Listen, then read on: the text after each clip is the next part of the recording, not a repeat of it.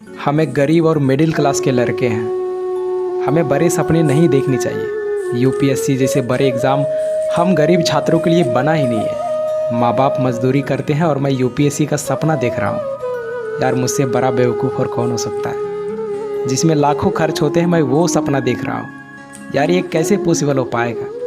नहीं हो सकता यार। दोस्त अगर आपको भी ऐसा लगता है कि एक गरीब परिवार के लड़के कुछ कर नहीं सकते तो इस वीडियो को अंत तक ज़रूर देखना। मैं गारंटी के साथ कहता हूँ कि आप भी अपने माँ बाप के सपने को पूरा करने के लिए तरफ उठोगे। तो चलो इस वीडियो को शुरू करते हैं। दोस्त सफ़ीन नाम का एक लड़का गुजरात के सूरत में अपने पेरेंट्स के साथ रहते थे। इनके माता पिता डायमंड यूनिट में काम करके अपने परिवार का गुजारा करते थे, लेकिन किसी कारण से उनकी माता पिता दोनों की नौकरी चली जाती है। दोस्त नौकरी जाने के बाद एक हंसता खेलता परिवार पैसों की कमी से जूझने लगा, मानो दुखों का पहाड़ टूट गया हो। नौकरी चले जाने के बाद उनकी परिवार की स्थिति बहुत ख़राब हो गई थी, लेकिन एक बाप इतनी जल्दी हार कैसे मान सकता यार। अपने परिवार की स्थिति सुधारने के लिए, अपने बेटे की स्कूल की फ़ीस जमा करने के लिए इनके पिताजी घर घर जाकर इलेक्ट्रीशियन का काम करने लगे। और इनकी माँ दूसरों के घरों में रोटियां बनाया करती थी और कभी कभी शादी के फंक्शन में जाकर भी रोटियां बनाया करती थी। लेकिन क्या आपको लगता है कि इतने में घर का खर्च और पढ़ाई का खर्च निकल पाएगा? नहीं दोस्त। जिस प्रकार से हम अपना सिलेबस को कंप्लीट करने के लिए एक्स्ट्रा टाइम देते हैं, उसी प्रकार से घर के खर्चे को चलाने के लिए इनके माँ बाप भी एक्स्ट्रा काम करने लगे। कुछ पैसे अतिरिक्त कमाने के लिए इनके पिताजी और माताजी जाड़े के दिनों में सड़क के किनारे उबले हुए अंडे और चाय बेचने लगे, जिससे कि वह अपने परिवार का पालन पोषण कर सके और अपने बेटे की पढ़ाई में कोई दिक्कत ना हो। यार एक बाप अपने बेटे की पढ़ाई के लिए अपना सब कुछ कुर्बान कर देते हैं। ना दिन देखते हैं ना रात, ना गर्मी देखते हैं ना बरसात, ना धूप ना छाँव। यार कोई फ़र्क नहीं पड़ता इनको, क्योंकि इनके कंधे पर जिम्मेदारियां होती हैं। दोस्त इनकी माँ भी कम नहीं थी। सर्दियों में भी पसीने से भीग जाती थी। सुबह 3 बजे उठकर 200 से अधिक रोटियां बनाना आसान नहीं होता, और इतनी मेहनत के बाद इन्हें कुछ हज़ार ही मिला करता था। सफ़ीन हसन अपने परिवार को हमेशा पैसों की तंगी से जूझते हुए देखा है। अपने परिवार की इन परिस्थिति को देखकर सफ़ीन हसन ने जीवन में कुछ करने की ठान ली, कुछ बनने की ठान ली, क्योंकि अब वो समझ गया था कि कोई अगर इस परिवार की स्थिति को बदल सकता है तो वो मैं खुद हूँ। मेरे सिवा और कोई इसे बदल ही नहीं सकता। मैं इस स्थिति को बदल कर रहूँगा। लेकिन सफ़ीन को यह पता नहीं था कि उन्हें बनना क्या है। एक दिन सफ़ीन के गांव में जब जिला अधिकारी आए, जिला अधिकारी के प्रति गांव वालों का सम्मान और इज्जत को देखकर सफ़ीन काफ़ी हैरान हो गए। जब उन्होंने एक व्यक्ति से पूछा कि यह कौन है जिसके साथ इतने अधिकारी और सुरक्षा गार्ड की गाड़ियाँ चल रही हैं, तब उन्हें किसी ने बताया कि यह हमारे ज़िला के अधिकारी हैं। इनका रुतबा किसी राजा से कम नहीं है। दोस्त डीएम के रुतबे और काम से प्रभावित होकर सफ़ीन ने भविष्य में डीएम बनने का सपना को अपने मन में पाल लिया, और उसी समय यह निर्णय कर लिया कि मुझे भी डीएम बनना है। दोस्त इसके बाद सफ़ीन ने अपने मजबूत इरादे को लेकर दिल्ली आ गया। दिल्ली आने के बाद उनका खर्च और बढ़ गया। अब समझ नहीं आ रहा था कि पैसे इतने कहाँ से आएंगे। इतना कोचिंग का फ़ी, इतना रूम रेंट कहाँ से आएगा। पूरी तरीके से मायूस होकर बैठे थे। लेकिन वो कहते हैं ना कि अगर आप किसी चीज़ को शिद्दत से चाहोगे तो पूरी कायनात उसे मिलाने में जुट जाती है। सफ़ीन के संघर्ष को देखकर एक गुजराती परिवार ने उनका 2 साल तक कोचिंग का खर्च और रहने पीने खाने सब का खर्च उठा लिया। सैल्यूट है ऐसे परिवार को जिसने विकट परिस्थिति में इनका साथ दिया। दोस्त इसके बाद सफ़ीन के अंदर और जोश और जुनून आ गया कि अब तो मुझे यूपीएससी क्रैक करना ही है, क्योंकि अब इसके पास कोचिंग का फ़ी और रहने का टेंशन नहीं था। बस अब ज़रूरत थी तो सिर्फ जीतने की आग पैदा करना, यूपीएससी से लड़ने का आग पैदा करना। और आपको क्या लगता है, जिस बेटे ने अपने पिता को घर घर जाकर मेहनत करते देखा, रोड पर इतनी ठंड में भी चाय और अंडे बेचते हुए देखा, जिस बेटे ने अपनी माँ को शादियों में रोटियां बनाते देखा, तो क्या लगता है इनके अंदर आग पैदा नहीं होगा?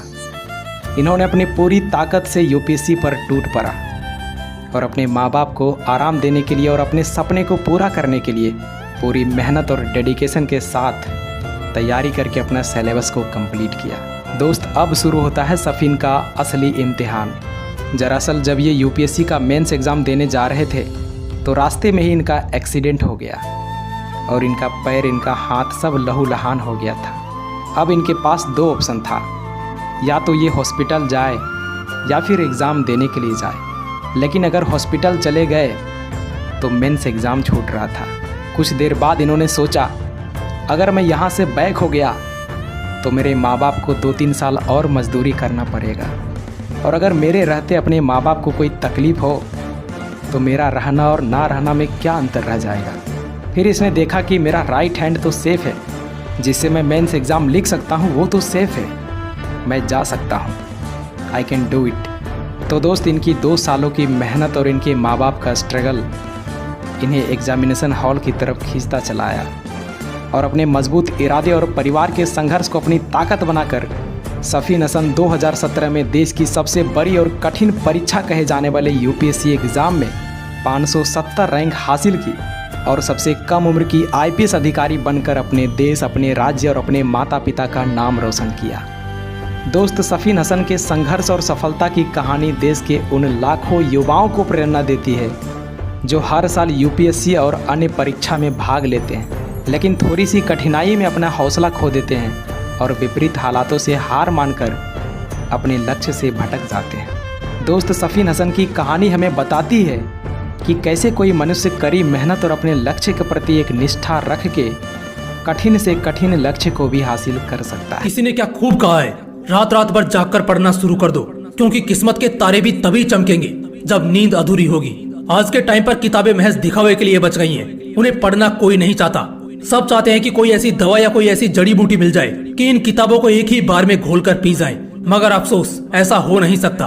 पढ़ाई ना करने के पीछे लाख कारण हो सकते हैं। दिन भर टीवी देखना, गेम्स और इंस्टाग्राम पर अटके रहना, सोते रहना या किसी की याद में रोते रहना, ऐसे हजारों कारण है पढ़ाई ना करने के पीछे। लेकिन एक ऐसा कारण भी है जो इन सभी कारणों को रिप्रेजेंट करता है। इनफैक्ट इन सभी कारणों का बाप है, और वो कारण है पढ़ाई में मन ना लगना। ये सबसे बड़ा रोना है जो देश का लगभग हर स्टूडेंट रोता है कि वो पढ़ना तो चाहता है, लेकिन उसका पढ़ने में मन नहीं लगता, पढ़ने का मन नहीं करता। एक बात हमेशा याद रखना दोस्त, तेरे जीवन में अगर किताबों का घोल होगा तभी तेरी जिंदगी का कोई मोल होगा। इन सभी बातों को समझता हर कोई है, लेकिन बावजूद इसके इस मसले का हल नहीं जानता। तो आज के इस वीडियो में मैं आप सभी को 5 ऐसे रामबाण टेक्निक से इंट्रोड्यूस कराऊंगा जिन्हें अगर आपने समझ लिया तो आपकी स्टूडेंट लाइफ न सिर्फ बेहतर होगी बल्कि आपके लिए पढ़ाई बहुत ज्यादा इंटरेस्टिंग और मजेदार भी हो जाएगी। Point number 1, stay motivated internally. हमेशा अंदर से मोटिवेट रहो। जब तक शरीर में मोटिवेशन न हो तब तक शरीर बेजान लगता है। ऐसे में पढ़ाई जैसे फैक्टर को आप नजरअंदाज नहीं कर सकते। जब तक आपके शरीर में एक ऊर्जा, एक जोश नहीं होगा, पढ़ाई तो क्या दुनिया के किसी भी काम में आपका मन नहीं लगेगा।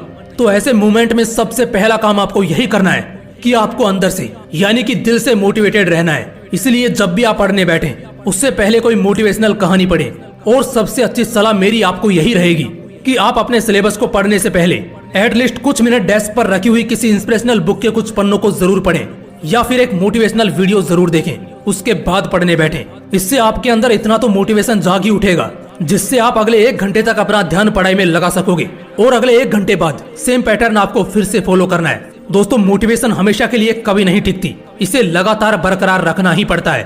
Point number 2, purpose of study find करो। अपने पढ़ने का उद्देश्य खोजो। चाहे एक रॉकेट की रफ्तार हजारों किलोमीटर प्रति घंटा क्यों ना हो, लेकिन अगर उसे उसकी मंजिल नहीं पता है तो उसकी ये रफ्तार बेकार है। ठीक इसी तरह आप पढ़ने में कितने भी अच्छे हो या बुरे हो, आप ज्यादा से ज्यादा पढ़ते हो या बिल्कुल भी नहीं पढ़ते, लेकिन अगर आपको नहीं पता है कि पढ़ने के पीछे आपका असली मकसद क्या है तो पढ़ाई की भूख कभी नहीं जागेगी। जैसे हम कोई काम करते हैं तो हमें उसके कुछ पैसे मिलते हैं जिससे हम दोबारा से मोटिवेट होते हैं उसी काम को करने के लिए, क्योंकि हमें पता है कि इस काम को करने के बाद हमें पैसा मिलने वाला है। ठीक इसी तरह आपको भी ये देखना है कि आपके पढ़ाई के पीछे आपका असली मकसद क्या छिपा है। आपको पढ़ाई से क्या चाहिए?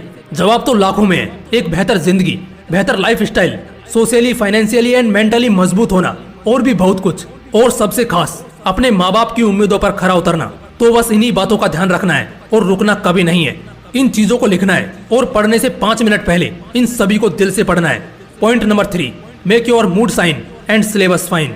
अपना मूड यानी अपनी मनोदशा ठीक रखो। पढ़ने का दिल तब करेगा जब दिल खुश होगा, और पढ़ाई को तुम बोझ की तरह नहीं बल्कि अपॉर्चुनिटी की तरह देखोगे। जब मूड खराब होता है तो हमारे रिश्तों को भी उजाड़ देता है। तो ये पढ़ाई क्या चीज है? इसीलिए अगर पढ़ना चाहते हो तो सबसे पहले अपना मूड सुधारना है। हंसते खेलते चमचमाते से चेहरे के साथ पढ़ाई की शुरुआत करनी है। किसी भी प्रेशर, तनाव या गुस्से में आकर नहीं पढ़ना है। और इसके साथ साथ अपने सिलेबस का भी एक बढ़िया सा टाइम टेबल बना लेना है। सिलेबस से हमेशा अप टू डेटेड रहना है। डरना कम है, पढ़ना ज्यादा है। सिलेबस को तुम एक टास्क की तरह प्ले करो, जस्ट लाइक हम किसी भी गेम में लेवल पर लेवल क्रॉस करते हैं। इससे तुम्हारे अंदर एक चैलेंजिंग एबिलिटी पनपेगी और हर बढ़ते दिन के साथ पढ़ने का मजा भी बढ़ता चला जाएगा। Point number 4, keep all distracting devices away. पढ़ते वक्त उन सभी डिवाइसेस को अपने से दूर रखना है जो आपका ध्यान भटका सकती हैं। अगर पढ़ाई में मन लगाना है तो उन सभी चीजों को खुद से दूर करना पड़ेगा जो मन भटकाती हूँ। अब वो आपको बेहतर पता है कि कौन सी चीज आपका ध्यान उलझाती है, आपको भटकाती है। इसमें कुछ भी हो सकता है, आपका फोन, कंप्यूटर, लैपटॉप या कुछ भी। आपका ध्यान भटकाने में आपके दोस्त भी हो सकते हैं, आपकी गर्लफ्रेंड या आपका बॉयफ्रेंड भी हो सकता है। ऐसी कोई भी चीज जिससे आपका ध्यान भटके, तुरंत उसे खुद से दूर कर दो। और अगर दूर नहीं कर सकते तो खुद वहाँ से दूर हो जाओ। अगर हमारी जिंदगी से डिस्ट्रैक्ट करने वाले नमूने दूर हो जाएं, तो हमारा 85% फोकस अपने लक्ष्य पर होगा। आप काफी बेहतर तरीके से पढ़ाई पर या किसी भी जरूरी काम पर अपना ध्यान जीत पाएंगे।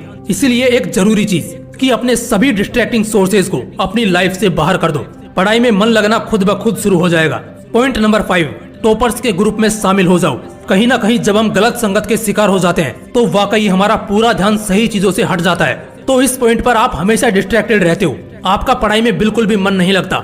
लेकिन अगर आप किसी ऐसे ग्रुप में शामिल होते हैं जहां हमेशा पढ़ाई की और क्रिएटिविटी की बातें होती हों, तो वहां से आप कैसे भटकोगे। और ऐसा एनवायरनमेंट आपको सिर्फ टॉपर्स के ग्रुप में ही मिलेगा। और फिर देखना आपका ध्यान पढ़ाई की तरफ कैसे खींचा चला जाएगा। दोस्तों, अगर पढ़ाई में मन लगाना चाहते हो तो मेरी इन 5 रामबाण टेक्निक्स को अपना लेना। पढ़ाई करना बाएं हाथ का खेल बन जाएगा। अगर वीडियो अच्छा लगा तो इस मोटिवेशनल विंग्स को जरूर सब्सक्राइब कर लेना, क्योंकि पता नहीं कब न जाने मेरी कौन सी लाइन। शिक्षा की जड़ बहुत कड़वी होती है, लेकिन उसका जो फल है ना, वो बहुत मीठा होता है। अरस्तु ने कुछ सोच समझ के बोला होगा ना ये, और इस बात में कुछ है तभी तो ये आज तक सबको पता है कि ये अरस्तु ने बोला है। हमारे भूतपूर्व राष्ट्रपति अब्दुल कलाम साहब, उन्होंने कहा है कि इंतजार करने वालों को उतना ही मिलता है जितना मेहनत करने वाले छोड़ जाते हैं। भाई ये कुछ सोच समझ के बोला होगा ना इन्होंने ऐसा तो नहीं बोला कि आप सोते रहो सपने पूरे हो जाएंगे। और इन्हीं का एक और कोट है कि अगर आप फेल होते हो ना, तो फेल का मतलब होता है फर्स्ट अटेम्प्ट इन लर्निंग, यानी कि सीखने का पहला प्रयास। लेकिन अगर आप पहली बार में जीत जाते हो तो उसके बाद भी आपको बैठना नहीं चाहिए, क्योंकि अगर आप एक बार में जीत गए और जीत करके आप अगर बैठ गए तो ऐसे लोगों की कोई कमी नहीं है जो ये बोलेंगे कि आपकी जो पहली सफलता थी ना, वो आपको मेहनत से नहीं मिली बल्कि आपका लक अच्छा था। लेकिन यहाँ पर दूसरे लोग छोड़ो, आप खुद अपने आप को नहीं हरा पा रहे भाई। हेनरी फोर्ड ने कहा है कि ऐसा कोई भी इंसान नहीं है जो अपनी औकात से ज्यादा नहीं कर सकता। और आप कभी औकात से बाहर निकलना छोड़ो, कुछ सपना देखने के बारे में भी नहीं सोचते। देखते हो, अच्छी बातें देखते रहो, क्योंकि करना तो भैया है नहीं, पढ़ना तो है नहीं। इनके कोर्स में आपको एकदम सिंपल देसी भाषा में बता रहा हूँ। अब्राहम लिंकन जो थे ना, जो एक बहुत ही गरीब परिवार से थे, उनका कहना था कि अगर आप एक सिंपल इंसान हैं तो आपको अपने आप पर प्राउड फील करना चाहिए, क्योंकि साधारण दिखने वाले लोग ही दुनिया के सबसे अच्छे लोग होते हैं और इसीलिए ऊपर वाला उनको बनाता है। लेकिन आप जैसे साधारण पढ़ते टाइम नींद आने के बहाने मारकर फिर कई घंटे मोबाइल चलाने वाले महानुभावों से मैं पूछता हूँ कि आपने तो कितनी बार ब्लेम कर दिया किस्मत को कि भैया मेरी तो किस्मत ही खराब है, मेरे तो नंबर ही नहीं आते, मुझे तो समझ में नहीं आता। बेटा टिकटॉक जाने के बाद कौन सी एंड्रॉइड ऐप पर वैसे वीडियो मिल सकते हैं, वो तूने अगले ही दिन पता कर लिया था। बहुत अच्छा रिसर्च था।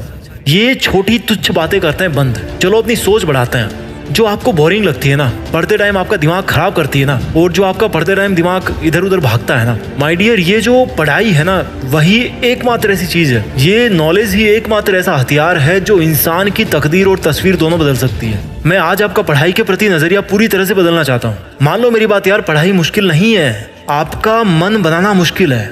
मार्क्स लाना भी मुश्किल नहीं है, आपका मन बनाना मुश्किल है।